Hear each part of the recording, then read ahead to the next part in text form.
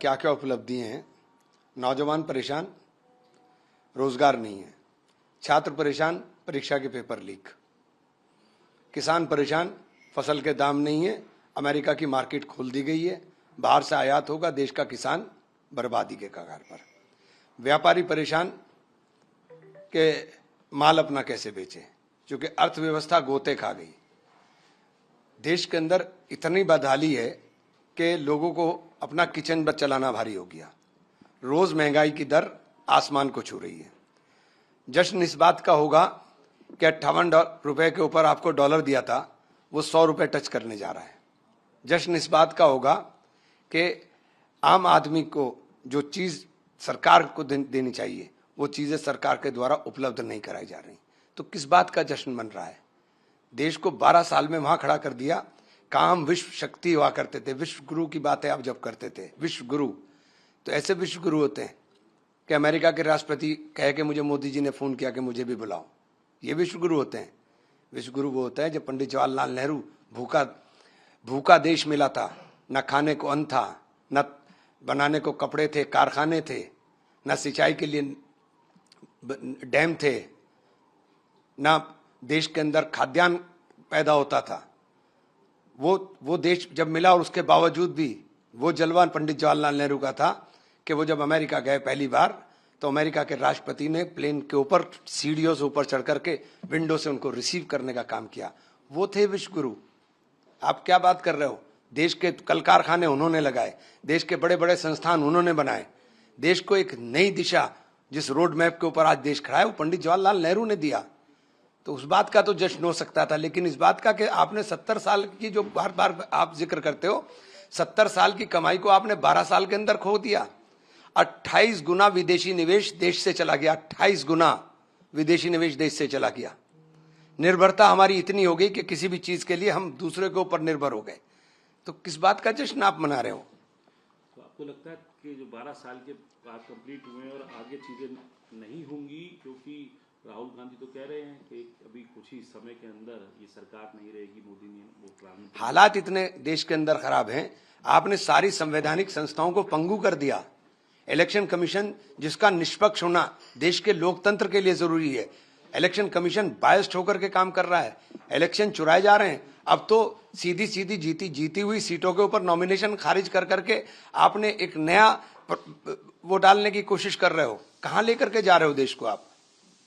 Sir, Meenakshi Natarajan, कल पर्चा रद्द हो गया उनका, आज डेलीगेशन कुछ देर में मिलने जा रहा है। मीनाक्षी नटराजन कह रही है ये मामला लीगल नहीं है, ये मामला पॉलिटिकल है, ये राजनीति से प्रेरित है। वहीं परिमल नाथवानी जो दूसरे कैंडिडेट हैं झारखंड में, उनके खिलाफ कांग्रेस पार्टी ने कल कंप्लेंट दी और उनको आज तक का समय मिला है। और आप लोगों के लोग धरने पर बैठे हैं, लेकिन चुनाव आयोग वहां सुनवाई नहीं कर रहा। यही तो देश देख रहा है, पूरा देश देख रहा है। आपने कहां खड़ा कर दिया देश को, ये सब समझ रहे हैं लोग। सर, लेकिन ये इस मामले को कैसे देखते हैं आप? वो कह रहे हैं कि अब तो बिल्कुल इलेक्शन जो है आरओ ने तुरंत कल हाथ की हाथ। मैंने तो बहुत पहले कहा था कि इलेक्शन कमीशन में कुर्सी डाल दीजिए कि भाजपा से जो पर्ची लेगा है उसको जीत का सर्टिफिकेट दे दो। चुनाव की जरूरत क्या है? क्यों इतने पैसे खर्च कर रहे हो? जब आपको यही करना है तो फिर चुनाव की जरूरत क्या है? वहीं पर डाल दो कुर्सी और जा करके पर्ची मिलेगी भाजपा ऑफिस से, इलेक्शन कमीशन से सर्टिफिकेट मिलेगा और मौज लो। कहां फिर चुनाव करेगा? मतलब सर, एक बड़ी बात और है, तो ये है ममता बनर्जी की पार्टी के अंदर टूट हो रही है। 20 सांसद जो हैं लोकसभा के अंदर अलग फैक्शन बना के लोकसभा स्पीकर को लिख देते हैं, राज्यसभा में एक इम्पोर्टेंट लीडर वो भी दे देते हैं इस्तीफा अपना, सुखेंदु शेखर रॉय। ममता बनर्जी कल आके सोनिया गांधी से मिलती हैं। इस मुलाकात का क्या मायना निकालें, क्योंकि तृणमूल कांग्रेस के नेताओं को वहां पर नारे झेलने पड़ रहे हैं। कल्याण बनर्जी नीचे उतरते हैं एयरपोर्ट पर तो बाहर उनको जय श्री राम और चोर चोर के नारे लगाए जाते हैं। इस स्थिति को कैसे देखिए? बहुत खराब स्थिति है। आप क्या साबित करना चाहते हो? आप विपक्ष भी आप ही रहोगे, पक्ष भी आप ही रहोगे। नया फॉर्मूला आपने तलाश लिया, तोड़ करके अपने आदमी को आपने नेता प्रतिपक्ष बना दिया। तो देश के अंदर आवाज ही नहीं उठने देंगे आप देश के अंदर उठने वाली तमाम आवाजों को शांत करा देंगे।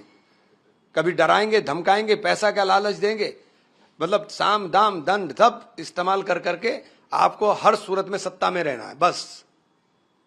आज वक्त लगता है आपको कि जब ममता बनर्जी इस तरीके से आई हैं, टीएमसी को अब सोचना चाहिए कांग्रेस के साथ मर्ज होने की खबरें भी इस तरीके की थी। देखिए, मुझे नहीं पता वो क्या सोचती हैं, लेकिन हालात ये हैं कि राहुल जी के नेतृत्व में इनसे लड़ा जा सकता है। राहुल जी के नेतृत्व में ही ये लड़ाई देश के अंदर पार उतरने का काम करेगी। तो टीएमसी को इस पर विचार करना चाहिए कि कांग्रेस के साथ मर्ज करे अपनी पार्टी। देखिए, ये उनका फैसला है, मेरी व्यक्तिगत राय हो सकती है, ये उनका फैसला है। आपकी व्यक्तिगत मेरी व्यक्तिगत राय है, उनके रास्ते बंद हो जाएंगे जैसे ही वो आ जाएंगे, कोई तो भाग नहीं पाएगा, सदस्यता जाएगी। आखिरी सवाल, नीट को लेके धर्मेंद्र प्रधान कह रहे हैं पूरी तरीके से अश्योर कर रहा हूं, स्मूथ होगा एग्जाम, पूरी तरीके से पास। देश का दुर्भाग्य है कि भारतीय वायुसेना जो है वो पर्चे कराएगी, यानी आपका सिस्टम पूरा फेल हो चुका है। अब भारतीय वायुसेना का इंटरफेरेंस होगा कि भारतीय वायुसेना पर्चे कराएगी, तो नैतिकता कहां है? शुक्रिया।